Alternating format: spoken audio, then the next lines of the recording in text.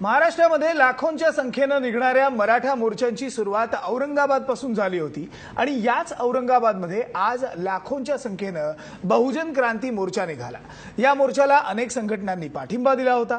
या मोर्चात SC, n t, OBC आणि मुस्लिम समाजाबरोबरच भटके विमुक्त सुद्धा आज मोठ्या प्रमाणावर उपस्थित होते। औरंगाबादच्या क्रांती चौकमधून शिवाजी महाराजांच्या पुतळ्याला अभिवादन करत या मोर्चाची सुरुवात झाली। नंतर जिल्हाधिकाऱ्यांना मुलींच्या हस्ते निवेदन दिलं गेलं। अॅट्रॉसिटी कायदा कडक करण्यात यावा, तसंच मुस्लिम समाजाला सुद्धा आरक्षण मिळावं, या मुख्य मागण्यांसाठी हा मोर्चा आज काढला गेला। मराठवाड्यामध्ये नांदेड आणि बीड नंतर औरंगाबादमध्ये बहुजन क्रांती मोर्चा निघाला। या मोर्चामध्ये ज्या 5 मुलींनी बहुजन समाजाचं प्रतिनिधित्व केलं त्या 5 मुली माझ्यासोबत आहेत। का मराठा समाजानंतर आता बहुजन समाजावरही अशा पद्धतीचा मोर्चा काढण्याची वेळ येते, काय नेमक्या तुमच्या मागण्या आहेत? प्रथमतः मी कोपर्डी प्रकरणात जे झालेलं आहे त्याचा निषेध करते, कारण मी जिजाऊ मातेची मुलगी आहे, मी क्रांतीसूर्य सावित्रीबाई फुलेंची मुलगी आहे, मी रमाई मातांची मुलगी आहे। ॲट्रॉसिटी रद्द करण्याची जी मागणी विविध मोर्चांमधून होत आहे ती मागणी ही अवैध मागणी आहे, कारण जे कवच आहे एससी एसटी समाजासाठी ते कवचच हिरावून जर घेतलं तर एससी एसटी समाजाने जगायचं कसं?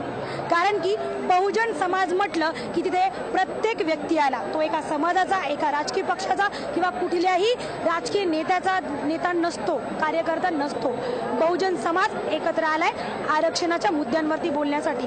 हा मूक मोर्चा आरक्षण हे सर्वांना कशा पद्धतीने त्यांच्या संख्येप्रमाणे मिळावं यासाठी आहे। एमआयएम पक्षानं जो आहे या मोर्चाला पाठिंबा दर्शवलेला आहे। मुस्लिम समाजाची काय मागणी है? बस ये लड़ाई बहुजन समाज यानी कि हर समाज एक साथ आकर अगर लड़े, अगर साथ मिलकर हम आरक्षण की बात करते हैं तो आज के ये जो परिस्थिति आ गई है ये सिर्फ अपने लोगों की वजह से आ गई है। ये आज शर्मिंदगी की बात है कि अपन खुद आकर मांग रहे हैं कि हमें हमारा हक दो। सरकारचे डोके ठिकाणावर आहे का? ॲट्रॉसिटी कायदा रद्द करा हा प्रश्न विचारण्या अगोदर त्यांनी थोडाफार विचार करायला हवा होता, कारण कुठल्याही व्यक्तीला एक आपण वाक्य बोलू शकतो की बोलण्या अगोदर विचार करावा। तुम्ही डायरेक्ट बोलता की ॲट्रॉसिटी कायदा रद्द करा, ही मागणी कुठपर्यंत तुम्हाला योग्य वाटते? जे आजच्या स्थितीला, आजच्या समाजाला कवच म्हणून आपण दिलेली एक देणगी आहे आपल्या कायद्याने, जर तुम्ही ती देणगी त्यांच्याकडनं हिसकावून घेताय, मग यापेक्षा लाजिरवाणी गोष्ट कुठली आहे?